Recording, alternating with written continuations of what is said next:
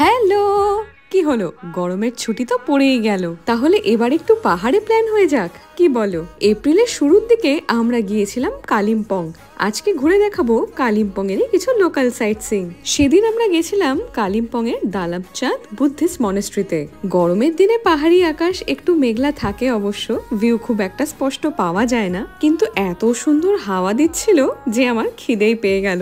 নিয়ে বসে পড়েছি এক প্লেট গরম গরম চিকেন মোমো, তার সঙ্গে আবার স্যুপ। পাহাড়ি ঠান্ডা হাওয়া আর গরম গরম চিকেন মোমো, এই যে কি অদ্ভুত সুন্দর কম্বিনেশন, তা একমাত্র মাউন্টেন আর মোমো প্রেমীরাই জানবে। মনেস্ট্রি থেকে খানিকটা দূরে বেশ অনেকগুলো সিঁড়ি পেরিয়ে আমরা এসেছি হনুমান মন্দিরে। পাহাড়ি আঁকাবাঁকা রাস্তা থেকে এই মন্দিরটা যেহেতু অনেকটাই উপরে, তাই এখান থেকেও কিন্তু শীতকালে খুব সুন্দর ভিউ পাওয়া যায়। যাই হোক, ভরপেট খেয়ে দিয়ে এতটা উপরে উঠে এসে ভীষণই হাঁপিয়ে পড়েছিলাম। এর পরের জার্নিটা শেয়ার করব পরের ভিডিওতে। ততক্ষণের জন্য টাটা।